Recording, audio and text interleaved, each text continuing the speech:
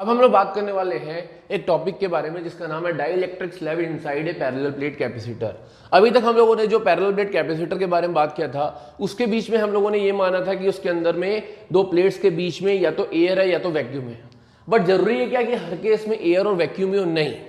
अगर हम क्या करें, किसी एक डाइलेक्ट्रिक मटेरियल को हम लोग क्या करते हैं कि दो पैरेलल प्लेट कैपेसिटर के बीच में रखते हैं तो क्या उसकी कैपेसिटी में फर्क पड़ता है, हम वो देखने वाले हैं। ठीक है, लेकिन उसके लिए हमको बेसिक फॉर्मूला तो पता होना चाहिए कि अगर पैरेलल प्लेट कैपेसिटर की बात करें, for parallel plate capacitor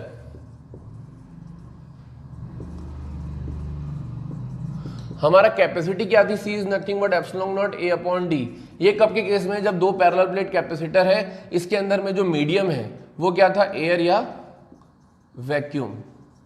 air और वैक्यूम था तब की बात कर रहे हैं। इसकी डिस्टेंस में मान लेता था डी थी और area of the plates is a. ये तब के केस में हम लोगों ने कैपेसिटी डिराइव की थी epsilon naught A upon D. इसके लिए आप हमारा जो लेक्चर है उसको देख सकते हैं पैरेलल प्लेट कैपेसिटर का। ठीक है, अब मैं बात करता हूं कि एक केस के बारे में कि अगर डाइलेक्ट्रिक को इसके अंदर इंसर्ट करूं तो पहला केस मैं ऐसा मान के चलूंगा कि if the dielectric is inserted partially, ठीक है, if the dielectric is inserted partially inside the parallel plate capacitors।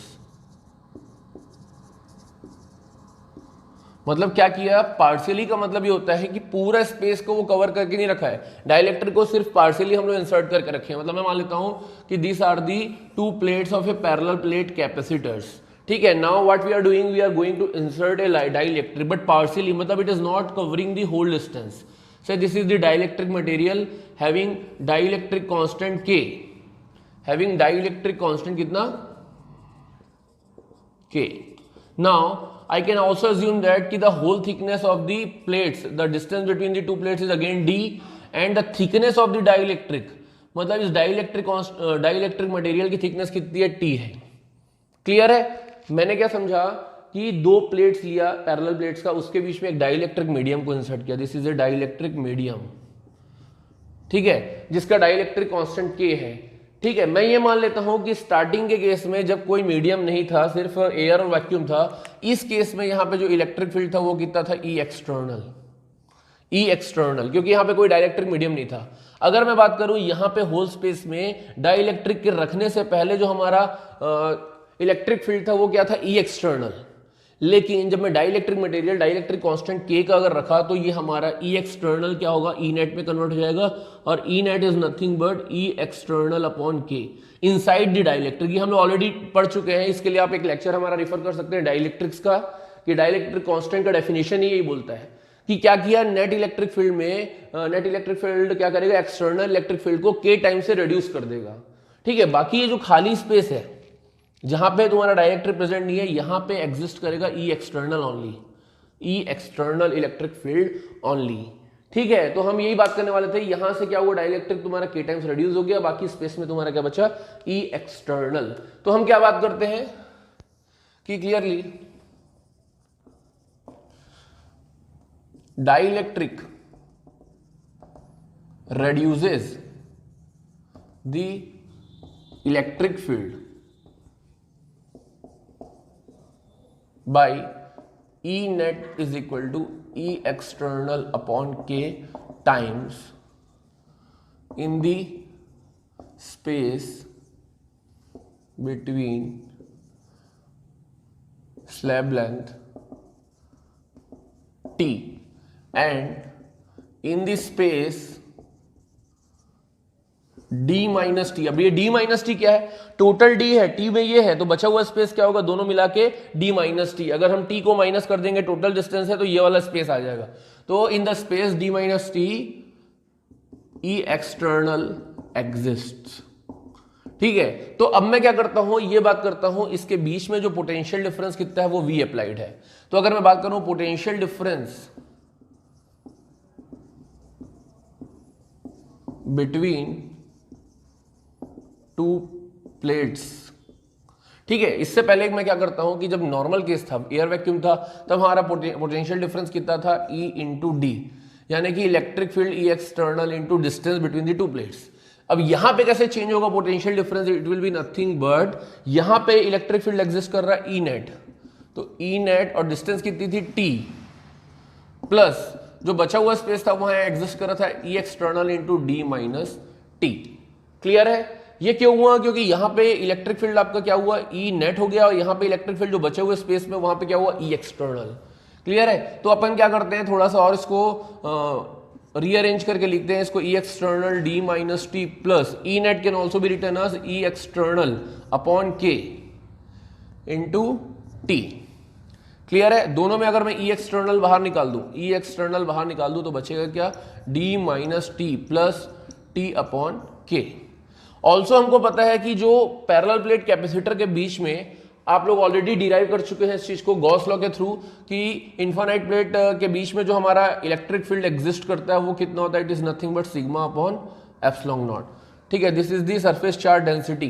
तो हम ई एक्सटर्नल की जगह में हम क्या पुट करने वाले हैं, it will be nothing but sigma upon epsilon naught. यहां पे मैं क्या करता हूं, डी माइनस टी कॉमन ले लूंगा, बचेगा क्या, वन माइनस वन अपॉन के।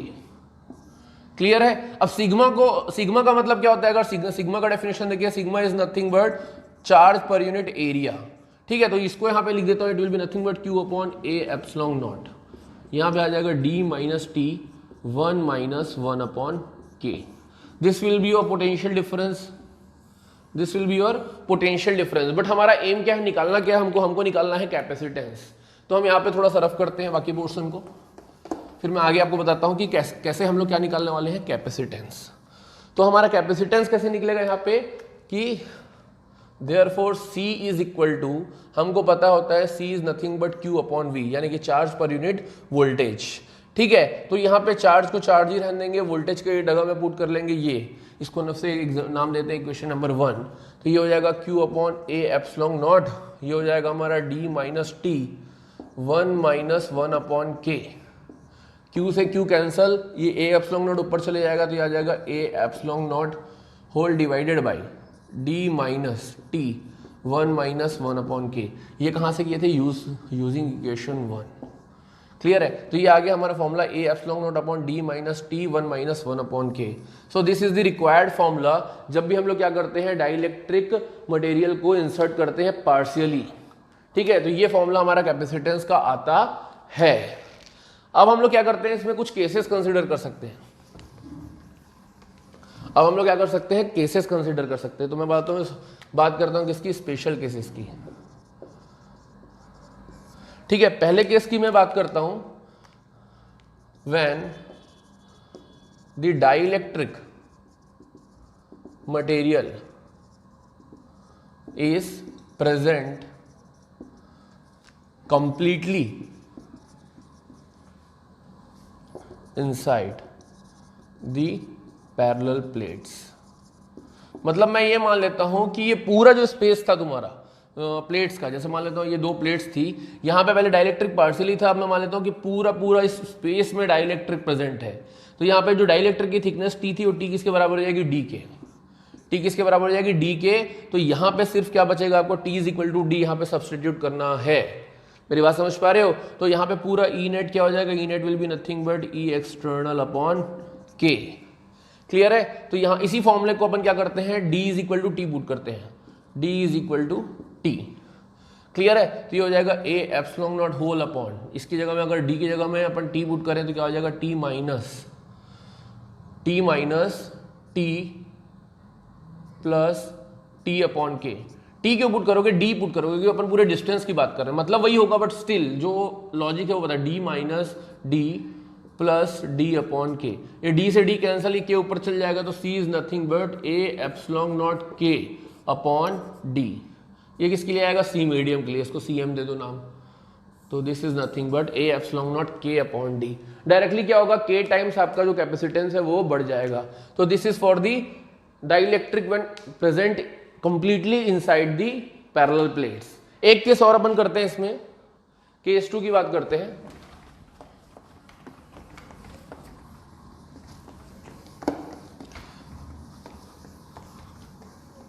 अगर हम केस 2 की बात करेंगे तो केस 2 क्या बोलता है हमारा कि when we use conducting dielectric medium. Conducting dielectric medium. Conducting dielectric medium का मतलब क्या होता है, जब भी मटेरियल कंडक्टिंग हो जाता है या कंडक्टर हो जाता है तो उसकी डाइलेक्ट्रिक कांस्टेंट जो होता है वो इन्फिनिटी हो जाती है। ठीक है, किसी भी कंडक्टिंग डाइलेक्ट्रिक स्लैब का जो डाइलेक्ट्रिक कांस्टेंट क्या हो जाता है, इन्फिनिटी हो जाता है। तो सिर्फ हमको क्या करना है, ये वाला इसको इक्वेशन नंबर दे देते हैं, putting k is equal to infinity in equation 2। तो इक्वेशन 2 में अगर डाइलेक्ट्रिक कांस्टेंट की वैल्यू अपन इन्फिनिटी पुट करेंगे तो हो जाएगा a epsilon naught upon d minus T 1 minus 1 upon infinity. 1 upon infinity 0 होता है तो बचेगा सिर्फ d माइनस टी, ये तो 1 रहेगा। तो c is equal to a epsilon naught upon d minus T. So this will be your capacitance कि when a conducting dielectric medium is used. Clear है? तो ये हम लोगों ने क्या देखे, दो केसेस देख लिए। तो सबसे पहले हम लोगों ने फॉर्मूला डिराइव किया कि जब पार्शियली डाइलेक्ट्रिक मीडियम प्रेजेंट रहता है तब हमारा फॉर्मूला आया a epsilon naught upon d minus T 1 minus 1 upon k। उसके स्पेशल केस देखा कि पूरा डाइलेक्ट्रिक मीडियम प्रेजेंट है तो a epsilon not k upon d। इसके बाद हम लोगों ने देखा कंडक्टिंग डाइलेक्ट्रिक मीडियम यूज है तो a epsilon naught upon d minus T. तो ये हम लोगों ने डिराइव किया जब भी डाइलेक्ट्रिक मीडियम को अपन इंसर्ट करते हैं between the two parallel plates तो क्या होता है, कैपेसिटी कैसे रिड्यूस होती है या बढ़ती है, क्या है उसके ऊपर डिपेंड करता है ये। ठीक है, तो this is all about this lecture. Thank you.